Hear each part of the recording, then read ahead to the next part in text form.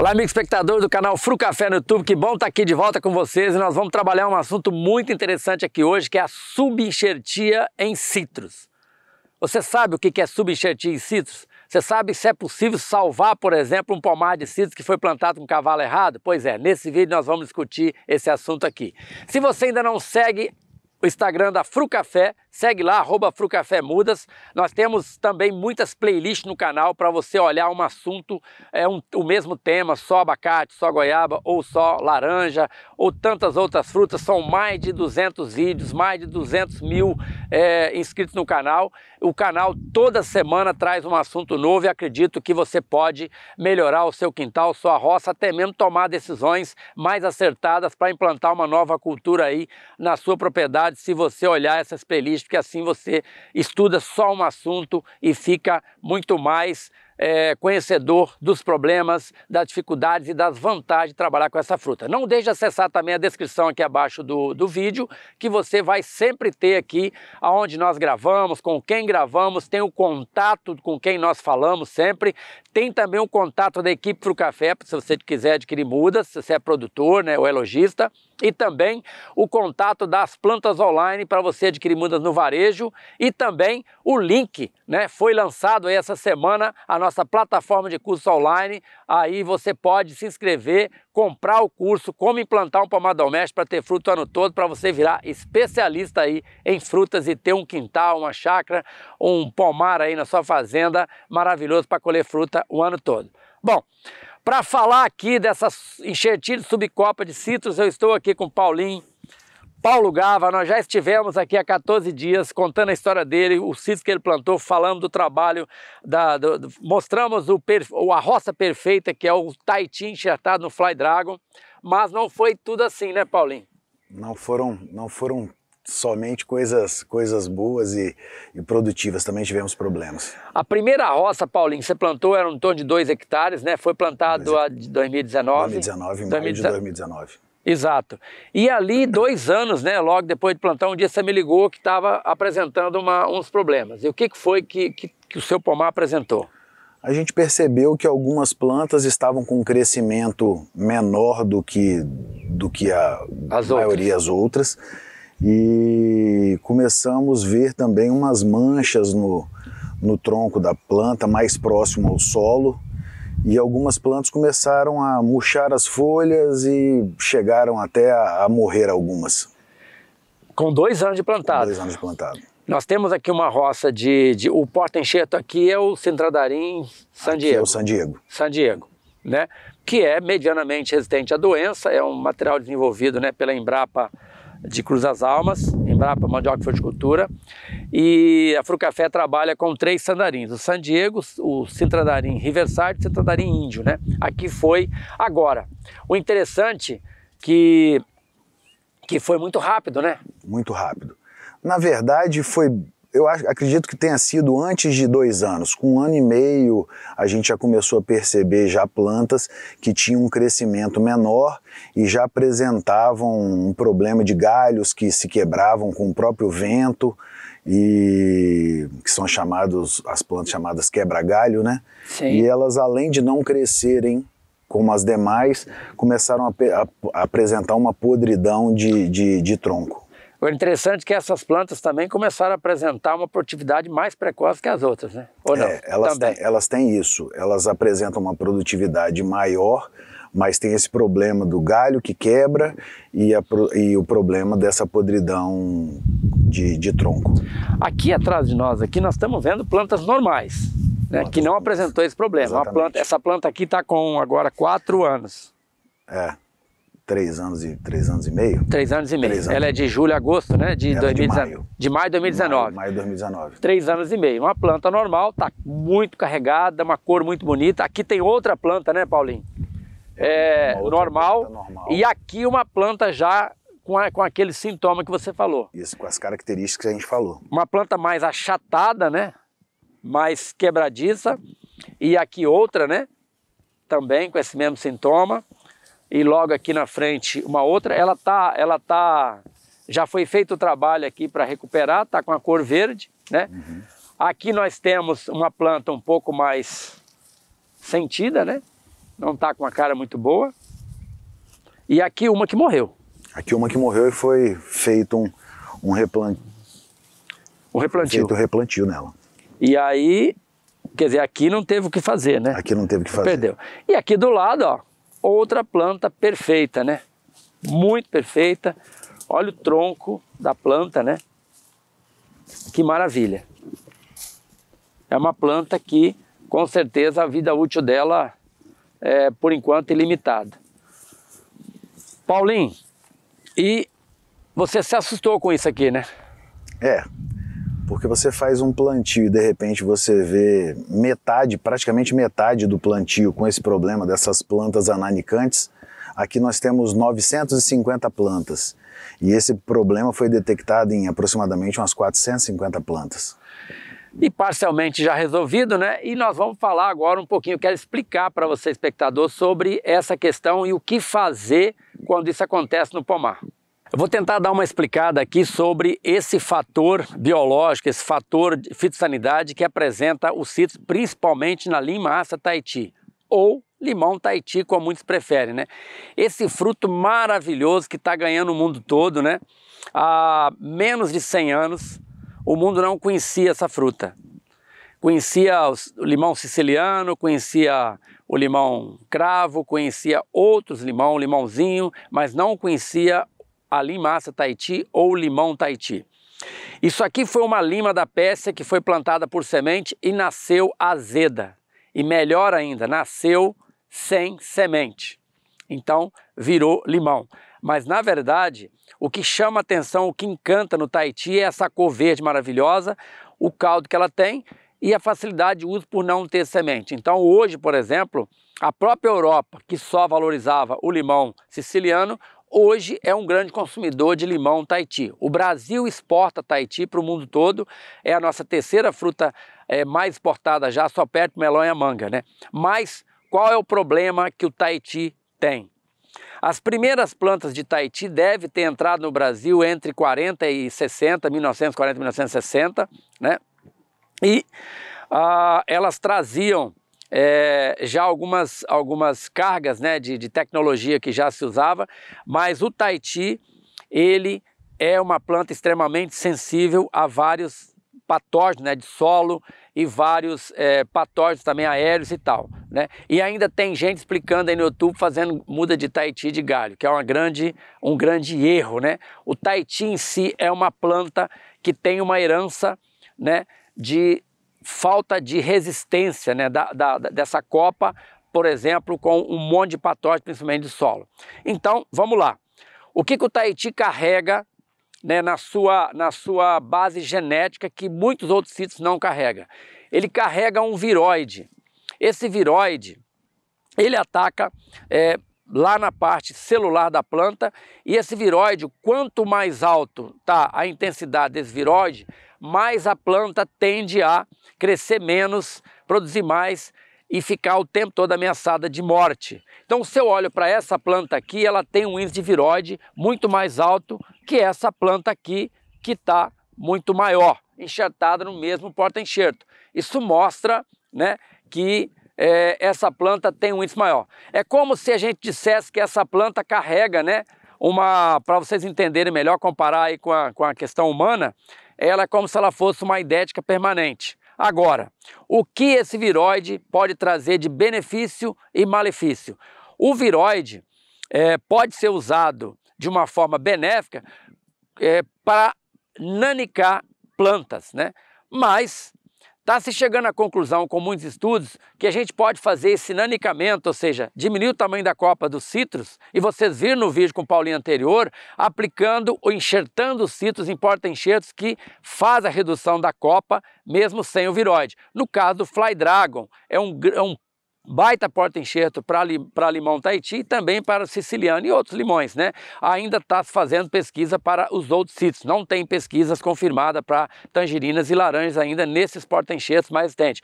Mas eu sei que a Embrapa e outras instituições do Brasil estaduais estão trabalhando duro nessa questão de desenvolver porta-enxertos nanicantes. Isso é a grande sacada, né?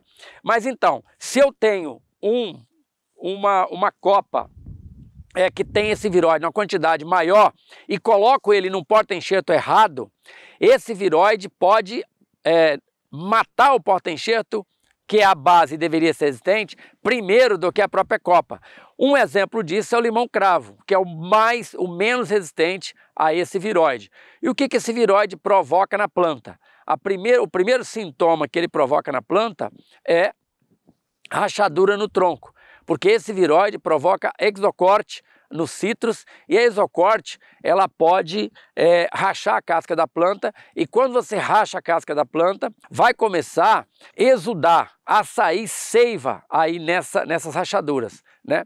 E se for próximo do solo, pior ainda, porque nessas entradas vão entrar o fungo da fitófora, da gomose. Esse fungo é letal para os citros, principalmente para a copa, até mesmo para alguns porta-enxertos. No caso aqui, não é que o citrandarim San Diego seja 100% não resistente à gomose. O que aconteceu aqui é que esse material aqui, ó, genético, né, a borbulha desse material é um quebra-galho antigo, um limão Tahiti antigo, né, que já está aqui no Espírito Santo há mais de 40 anos. E esse material aqui é um material mais atualizado do Tahiti, tem materiais já muito interessantes. Só para vocês terem uma ideia, a Embrapa de Cruz das Almas, lá com o Dr. Orlando, Dr. Almi e outros pesquisadores, já tem vários clones. Tem o CMPMF 01, 02, o Passos, né? E outros clones que já são mais limpos. Então não teria problema de enxertá-lo no San Diego. Isso aqui mostra que é verdade isso. Agora aqui nós tivemos problemas com esse quebra-galho. O quebra-galho sempre foi usado essa expressão porque além de carregar muito, ele é mole e realmente quebra os galhos, como o Paulinho falou. Então é importante a gente... Agora, é possível salvar uma copa dessa, né? Porque se deixar, ele vai produzir até morrer. Em 2 anos no máximo, às vezes muito antes disso, já aparece o sintoma e a planta morre. Ou seria eliminar e replantar, como o Paulinho fez em algumas plantas que já morreram. Mas nós viemos aqui e fizemos uma técnica, aplicamos uma técnica interessante que a gente chama de enxertia de subcopa. O que consiste isso? Essa planta aqui, inclusive, já foi feita há cerca de 10 meses e ela já está voltando, né, a ficar verde e produzir normalmente. Essa planta aqui não foi feita, né? E ela está apresentando secamento de ramos, não está apresentando deficiências nutricionais, porque se a gente vem aqui no tronco dela, né, a gente percebe, ó, que está normal, mas, quer dizer, não está normal. Ela está aqui, a copa, quando chega aqui no porta-enxerto, ó, o porta-enxerto está com problemas já de perder parte aqui da casca, está contaminado, né? E aí, qual é a ideia que nós podemos, como é que a gente pode salvar isso aqui? É como trocar o pneu da carreta que está em movimento, né? A gente vai pegar um porta-enxerto, no caso aqui, esse aqui é o Citromelo Swinglo, poderia ser também o Fly Dragon, né? Nós temos aí 2 porta-enxertos extremamente rústicos, né, para esse trabalho. E aí, como que é o procedimento, né? A gente veio aqui em dezembro de 2021 e plantamos um porta-enxerto aqui, ó, desse lado e aqui do outro lado. E aí, depois de 90 dias, esse porta-enxerto vai estar mais ou menos com 60 a 70 centímetros de altura. Ele vai estar mais ou menos da grossura de um lápis. Nós vamos abrir aqui, desse lado, um corte assim, ó, um T de cabeça para baixo. Vamos cortar esse porta-enxerto em bisel e vamos enfiar essa ponta aqui, desse lado, né? Cortado. E esse aqui desse lado. Nós vamos enfiar aqui só o tronco, essa ponta nós vamos tirar. Vai ficar as folhas só daqui para baixo. E aí vamos amarrar um plástico e depois de alguns dias, esses 2 porta-enxerto aqui, pode ser 2 Citromelo ou 2 Fly Dragon, né? Vai começar a assumir a nutrição dessa copa. Com o tempo, esse porta-enxerto velho vai acabar de morrer e aí essa planta vai viver desses 2 novos troncos aqui formados. Eu vou ali numa planta que já está com 10 para 11 meses que foi feito para mostrar para vocês o efeito desses dois troncos alimentando essa copa. Aqui um exemplo de onde já foi feita a subenxertia e a planta já está crescendo. Aqui do lado uma planta normal e aqui uma planta que foi subenxertada, né? Já está produzindo limão normalmente, mudou aqui a cor, ó, já está soltando vegetação nova, né? Mas vamos aqui para ver isso aqui, gente, apenas 10 meses de feita a subenxertia. Olha isso aqui, ó. Aqui, ó, 2 citromelos swinglo, né? Olha o tronco aqui, ó, já secando, né? Mas olha como que os dois porta-enxerto, como se fosse 2 amuletos aqui, né? Que vão depois engrossar e já estão alimentando. Importante colocar 2, por quê? Porque você tem, sem falar, além de segurar a planta, né? Como fosse duas escoras aqui, você vai alimentar melhor a planta, porque essa parte assume aqui e a outra parte assume essa parte de cá. Olha que maravilha isso aqui, né? E isso funciona de verdade. É possível recuperar uma copa de citros, pode ser de laranja ou de tangerinas ou de limão, fazendo esse processo aqui, subenxertia de copa. É um processo antigo, mas pouco conhecido aí pelos citricultores e plantadores aí de frutas de citros no Brasil. Paulinha, basicamente tem um ano que você está fazendo essa subenxertia aqui na subcopa dos citros, né? O que você achou disso e o que você diria dessa técnica e também desse problema? Eli, aparentemente foi uma técnica utilizada e que tivemos sucesso com ela. Nós tínhamos 3 opções: ou já cortar as plantas doentes e fazer o replante. Nós tínhamos a segunda opção, que era deixar as plantas produzindo e fazer esse replante na frente, quando essas plantas viessem a morrer, ou fazer a subenxertia. Eu fiz a opção por já tentar resolver o problema de imediato, para tentar com que plantas que já estavam produzindo tivessem uma recuperação de copa mais rápida, porque uma planta vai demorar aí 1 ano e meio, 2 anos para começar a sua produção. Então pegar plantas que já estavam em produção e tentar recuperar, e tivemos sucesso com a implantação dessa técnica. Mais ou menos, depois de plantado 90 dias é feito o enxerto, né? E quantos meses depois, e quantos dias você percebeu que a planta já começou a mudar a cor da copa e brotar? Essa observação da reação da planta, ela acontece a 15, 20, no máximo com 30 dias. Você já vê novos brotos saindo, você vê a coloração da planta mudando. É realmente é impressionante como é rápido, como a planta começa a ser nutrida por esses 2 cavalos, e a recuperação acontece bem rápido. É como alguém que está doente recebe uns caras grandes assim para carregar o cara para lá para cá, né?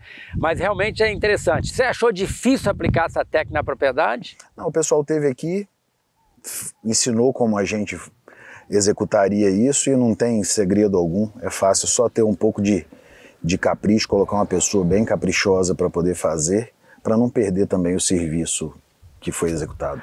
Você chegou a perder alguma dessas enxertias de um lado ou de outro, muitas ou não? A gente fez ela num momento de dezembro, onde o sol estava muito forte, e eu acho que pode ter tido algum erro de irrigação, porque como são plantas que foram introduzidas ali, um dos cuidados que precisa ter é que a irrigação possa atingir essas plantas. São 2 plantinhas novas próximas de um tronco velho. E são 2 problemas. A água que vai chegar no cavalo onde já está com problema, sim, que é um problema, mas ele tem que chegar lá para poder alimentar de água os 2 cavalos que foram plantados, para poder que ele tenha crescimento para depois fazer a subenxertia. Nos primeiros dias de plantado, cuidar bem então do cavalinho, e também depois na hora de enxertar para que ele esteja da mesma grossura. Cuidar com água, sim, e também com formiga. A gente percebeu aqui que a formiga, ela pega esse broto e ela tira todas as folhas dele, então tem que ter um certo cuidado também com formiga nesse período onde os porta-enxertos que foram plantados estão ainda novos. Você perdeu mais a mudinha plantada do que o próprio enxerto. O enxerto em si dificilmente perde. O enxerto não, o enxerto é mais difícil. As mudinhas perderam, tiveram que ser replantadas. Aí uma ficava um pouco mais grossa, a gente fazia a subenxertia dessa, enquanto esperava a outra crescer para fazer um pouco mais para frente, que ela tivesse naquela condição de lápis que você falou. Exatamente. O interessante é que funciona, né? Muito rápido, né? Olha aqui, ó. Nós temos plantas maiores aqui, toda essa parte aqui estaria perdida, essa carreira toda aqui, verdade, né? E ela está vegetando, há uma tendência desse quebra-galho, ele cresce menos que o outro, né? Exige um pouco menos poda, mas praticamente recuperado. Nós temos uma propriedade aqui no Espírito Santo, que é a Belo Fruit. O primeiro pomar eles plantaram, se eu não me engano, foram 20 hectares, todo ele, ou 24, todo ele com cravo, e fizeram toda essa troca nos primeiros 2 anos, né? E essa já tem mais de 15 anos, e essa propriedade ela está colhendo limão nessa área até hoje, né? Foi trocado do cravo para o citromelo swing. Depois passaram a plantar tudo no Fly Dragon.